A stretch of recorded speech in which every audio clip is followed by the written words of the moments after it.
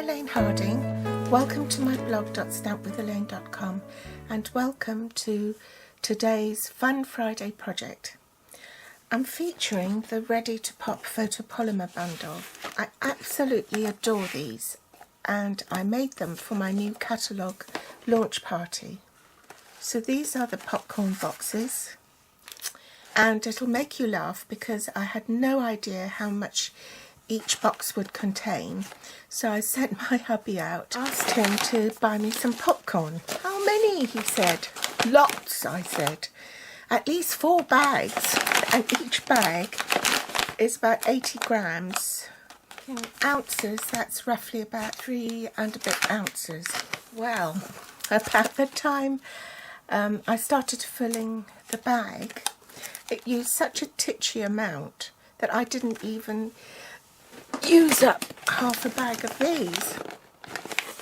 So we had popcorn coming out of our ears for days. The supplies you need are the Ready to Pop bundle with the popcorn box thinlit dies, half a sheet of sweet sugar plum cardstock and scraps of Whisper White, 3 by 6 or 7.6 by 15.2 centimetre cellophane bags, Versamark and Sweet Sugar Plum ink, the embossing buddy and heat tool and white embossing powder, and of course the Big Shot and magnetic platform, Sweet Sugar Plum ribbon and some linen thread, 1 3/8 circle punch and the 1-inch circle punch.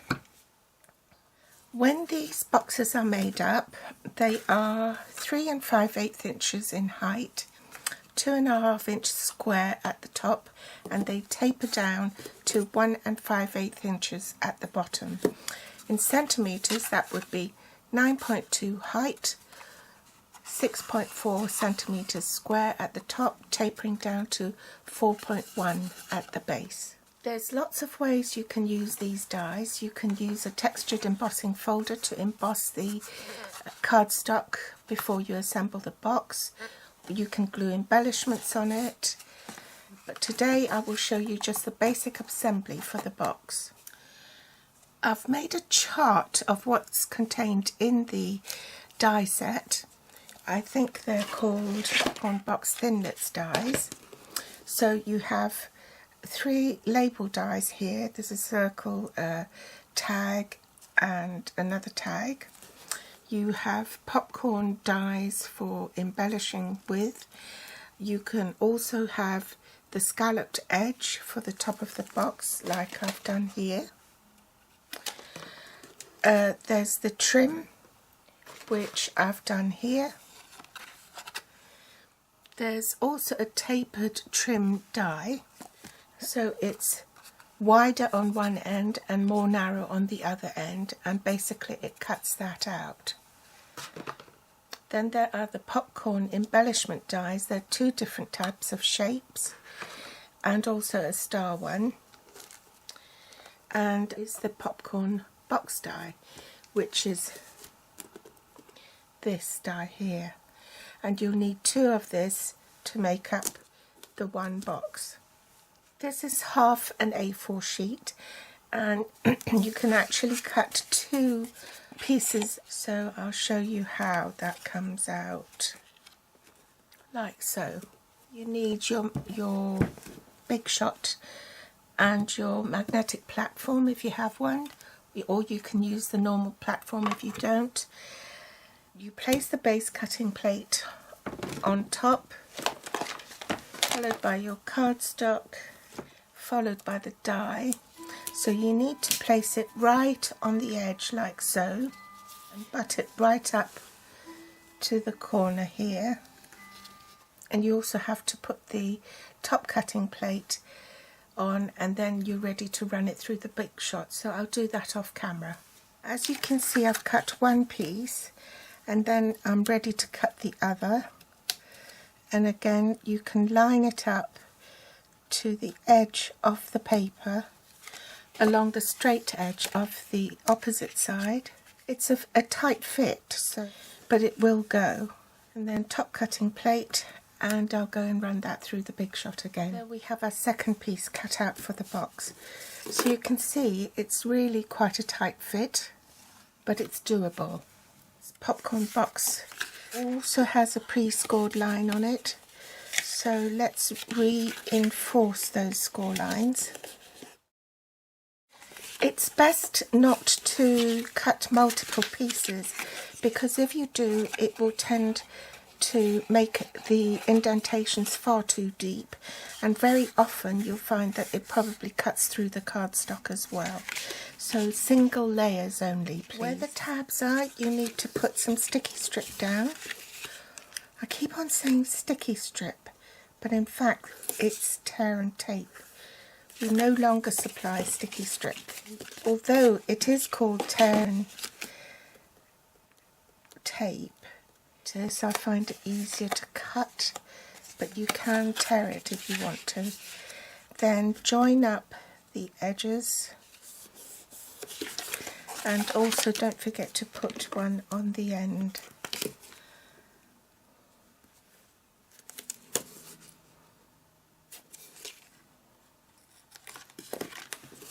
Once that's joined all together, this is the time when it's still flat before your box assembly, that if you want to do any stamping or embellishing, you need to do it now at this stage. I'm going to be heat embossing this with white embossing powder. I need my dust buddy, and I'm just putting the dust buddy all over it. I'm using the H block, and I'm going to be stamping with this floral image here. I've lined it up with the grid paper to make sure it's straight. Ink it up in Versamark. Bring in a piercing mat for my cushion, as this is a photopolymer stamp, and I need to find out which is the front of my box.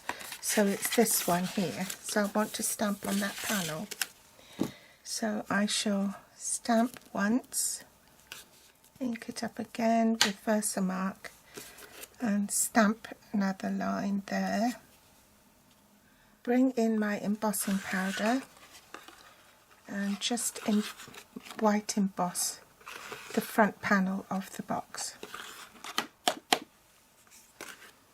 White heat emboss it. Take off the backing paper, and that overhangs a little bit, so you turn it back on itself and then fold it over and seal it together. Voila! Turn that back,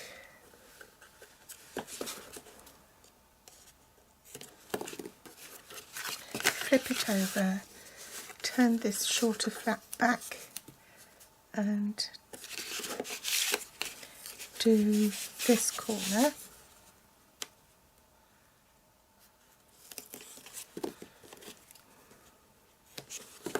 Tear and tape is on the inside of the box flaps. To assemble the base, stand the box up on its end, or rather upend it. Reinforce the flaps, then take off backing paper from both these tear and tape strips. Bend the flap upwards.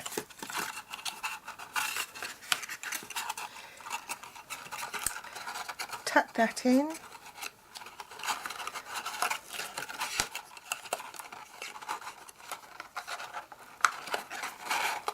Okay, then hold on to those pieces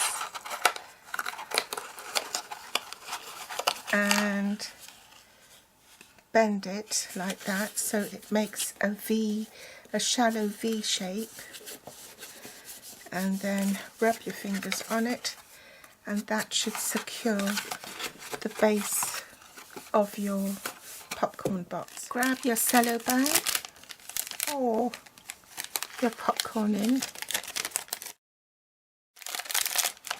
Make sure it fits. Take the linen thread and tie it round your bag. followed it up by tying it with the ruched ribbon. You need to tie it up with a sort of fine string to start with, because it just makes the bag more easy to handle. Angle it so it stops it from fraying. Joy here in Sweet Sugar Plum. Also squiggly one on the back, and then stamp it somewhere else. 1 inch circle punch, I'll punch out this Enjoy sentiment here. With 1 3/8 I'll punch out the florally stamp. Dimensional on the back of this, and pop that on. Tear and tape on the back of this ribbon, as well as the back of the sentiment. Take that off. Pop it on the box in the middle.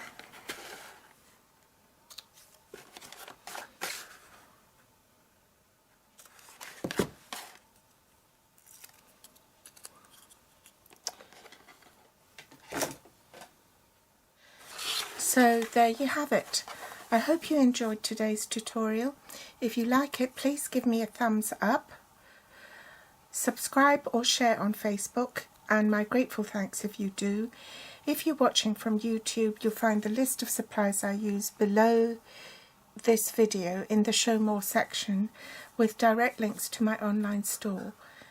They will also be listed on my blog here at blog.stampwithelaine.com. You can find me on Facebook, Pinterest or Instagram. Thanks for watching, and I'll be back soon.